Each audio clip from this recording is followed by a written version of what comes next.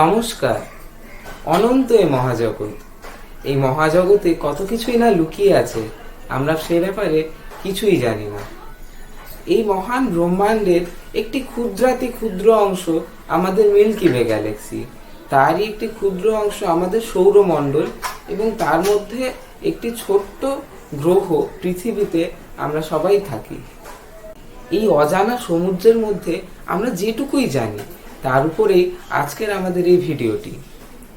আমি 24th অশোকা গ্রুপের হক পেট্রোলের নীলার্ক পাহাড়ি এবং আমার বন্ধু অয়ন দাস, আমরা দুজন মিলিয়ে এই প্রফিসিয়েন্সি ব্যাচ স্টারম্যান ওয়ার্কশপের জন্য এই ভিডিওটি করছি।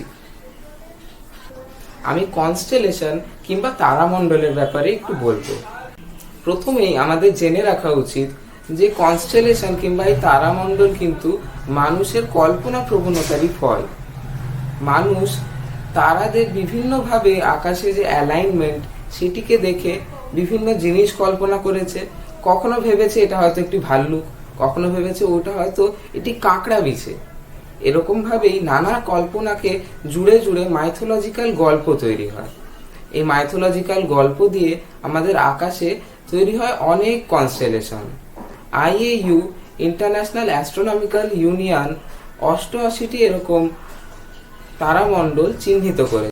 মিশর দেশের একজন সায়েন্টিস্ট টলেমি লিখেছিলেন 48টি এরকম তারামণ্ডল কিংবা কনস্টেলেশনের ব্যাপারে।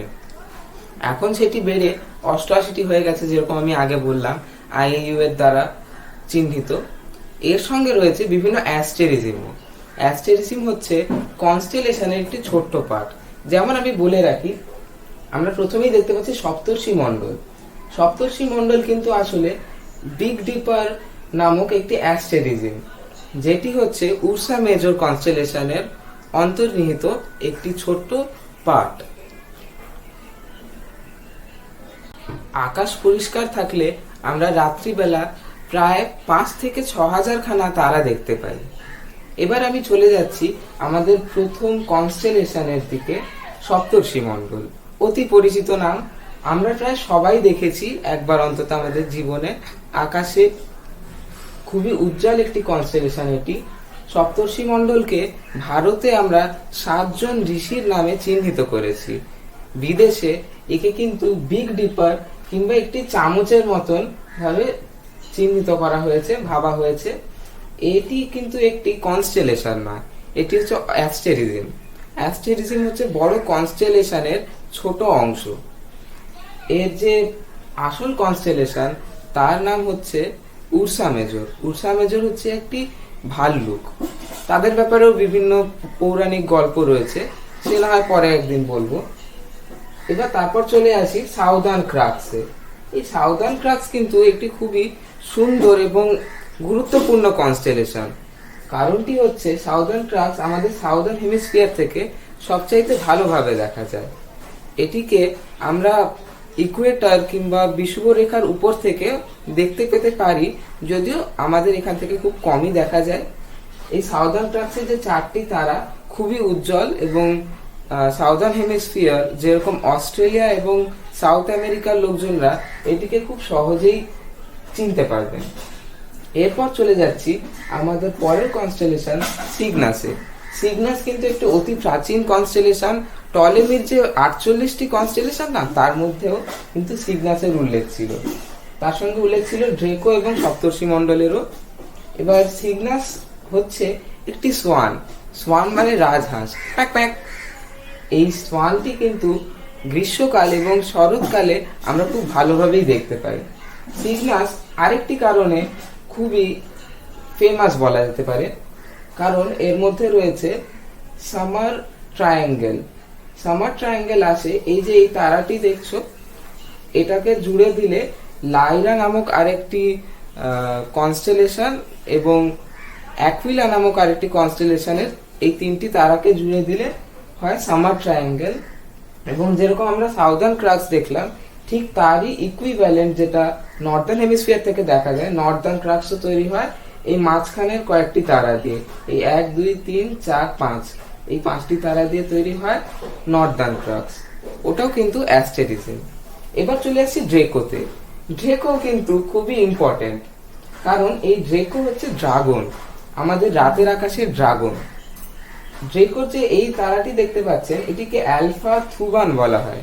অ্যালফা থুবান কিন্তু আমাদের আগেকার দিনে ধ্রুব তারা ছিল, মানে আমাদের পৃথিবীর যে ঘূর্ণন পথ তার ঠিক অ্যাক্সিসে লোকেটেড ছিল এই থুবান। তাই জন্য মনে হতো যে এই ড্রেকোর চারধারে আমাদের সব তারা ঘুরছে। তাই জন্য পুরাকালের কয়েকজন ফিলোসফার এটিকে চিরন্তনতার সঙ্গে কম্পেয়ার করে। থুবান তারাটি কিন্তু প্রায় 5 থেকে 6,000 বছর আগে আমাদের ধ্রুব তারা ছিল, কিন্তু পৃথিবী নিজের অক্ষ থেকে একটু হালকা সরে যাওয়ার কারণে এটি এখন আমাদের ধ্রুব তারা নেই। এখন আমাদের ধ্রুব তারা হয়ে গেছে পোলারিস, কিংবা যাকে বলা হয় নর্থ স্টার। এবার আমি আপনাদের দেখাবো কিরম ভাবে আমরা নর্থ স্টারকে লোকেট করতে পারি সপ্তর্ষি মণ্ডল এবং ক্যাসিওপিয়ার সাহায্যে। হ্যাঁ, এখানে যেরকম ভাবে দেখা যাচ্ছে এটি হচ্ছে সপ্তর্ষি মণ্ডল। সপ্তর্ষি মণ্ডলের শেষের দুটি ল্যাজের দিকে যে তারা দুটি রয়েছে এগুলো থেকে একটি সোজা লাইন টেনে দিতে হবে। এই দুটি তারার মধ্যে যতটা ফাঁক এটার 5 গুণ যদি ধরা হয় তাহলে আমরা পৌঁছে যাব পোল স্টারে। এবার সমস্যাটা হয় যখন শীতকাল হয়, কারণ গ্রীষ্মকালে আমরা খুব ভালোভাবে সপ্তর্ষি মণ্ডলকে দেখতে পাই, শীতকালে আমরা কিন্তু দেখতে পাই ক্যাসিওপিয়াকে। তখন আমাদের এই ক্যাসিওপিয়ার শুরুর এবং শেষের তারাটিকে জুড়ে দিয়ে সেখান থেকে একটি সোজা লম্বা বরাবর লাইন টেনে দিতে হবে, যেটিকে পৌঁছে যাবে আবার আমাদের পোল স্টারে। পোল স্টার কিন্তু একটি কনস্টেলেশনেরই অন্তর্নিহিত। এই কনস্টেলেশনের নাম উর্সা মাইনর কিংবা লেসার বিয়ার। এবার আমি বলবো রাশি চক্রের ব্যাপারে। না, সেরকম ভয় পাওয়ার কিছু নেই। রাশি চক্র মানে ওরকম জ্যোতিষশাস্ত্র কিংবা কোনো সিউডো সায়েন্সের কথা আমি বলছি না।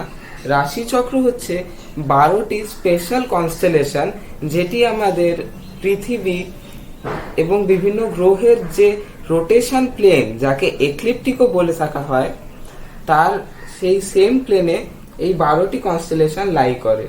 আপনারা একটু দেখে নিন ভালো করে।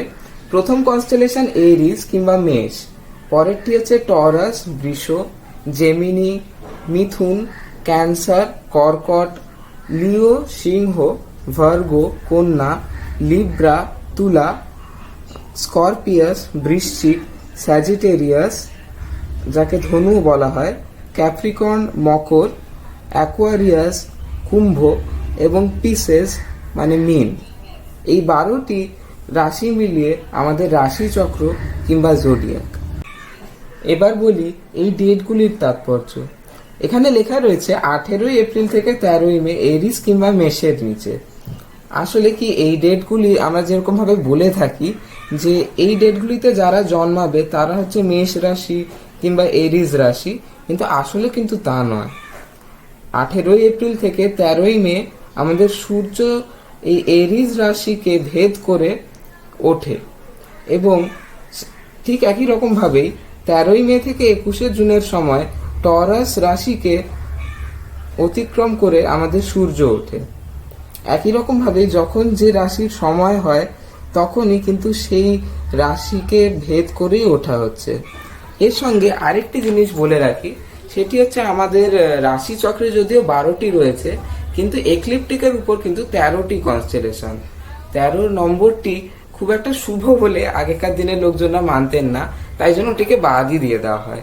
সেই রাশি কিংবা তারামণ্ডলটির নাম হচ্ছে ওফিচুয়াস, যেটিকে আমরা জোডিয়াকের মধ্যে ধরি না। এর সঙ্গে আমি কয়েকটি কনস্টেলেশন প্রজেক্টরও বানিয়েছি। যেমন দেখুন, আমি অ্যাকুইলা বানিয়েছি, উর্সা মেজর, ক্যালিস মেজর, অরায়ন কিংবা কালপুরুষ, হারকিউলিস এবং লাইরা। চলুন এবার দেখে নেই তাহলে এটিকে প্রজেক্ট করলে কিরম দেখতে লাগছে সবকটিকে। আপনারা এবার দেখতে পাচ্ছেন ওরায়ন কিংবা কালপুরুষকে। ওরায়ন কিন্তু একটি অতি পরিচিত কনস্টেলেশন, কারণ এটি বেল্টের যে 3টি স্টার দেখতে পাচ্ছেন এগুলো হচ্ছে খুবই ব্রাইট। এদের নাম হচ্ছে অল্টিন্যাক, অলনিলাম এবং মিন্টাকা। এবার আপনারা দেখতে পাচ্ছেন উর্সা মেজর কিংবা সপ্তর্ষিমণ্ডল। সপ্তর্ষিমণ্ডলকে আমি চার্টের উপরেও করেছিলাম, সেখানেই বলেছি তার ব্যাপারে। পরেরটায় চলে যাই, সেটা হচ্ছে ক্যানিস মেজর। ক্যানিস মেজর হচ্ছে একটি কুকুর, যে হচ্ছে কালপুরুষেরই পোষা কুকুর। ক্যানিস মেজরের এই গলার কাছে যে তারাটি রয়েছে তাকে বলা হয় সিরিয়াস কিংবা ডগ স্টার। এটি হচ্ছে আমাদের রাতের আকাশের সবচেয়ে উজ্জ্বল তারা। এবার আমাদের কনস্টেলেশন হারকিউলিস। হারকিউলিস গ্রিক মাইথোলজির একজন হিরো। তিনি নাকি ড্র্যাকো নামক যে কনস্টেলেশনটিকে আগে দেখালাম, সেই ড্র্যাকো নামক কনস্টেলেশনটিকে মেরে গোল্ডেন অ্যাপেল হীরার কাছ থেকে নিয়ে গেছিলেন। এরপর দেখাচ্ছি লাইরাকে। লাইরা হচ্ছে আকাশের হার্প। হার্প হচ্ছে একটি বাদ্যযন্ত্র। এই লাইরা, অ্যাকুইলা এবং সিগনাসের তিনটি তারাকে মিলিয়ে আমরা সামার ট্রায়াঙ্গেল দেখতে পাই। এবার আপনারা দেখতে পাচ্ছেন অ্যাকুইলা, যেটি হচ্ছে রাতের আকাশের ঈগল। এই অ্যাকুইলার একটি তারা দিয়ে তৈরি হয় আমাদের সামার ট্রায়াঙ্গেল। অনন্ত এই মহাজগতের ব্যাপারে কয়েকটি ছোট্ট তথ্য তুলে ধরতে পেরে আমি খুবই খুশি। ধন্যবাদ।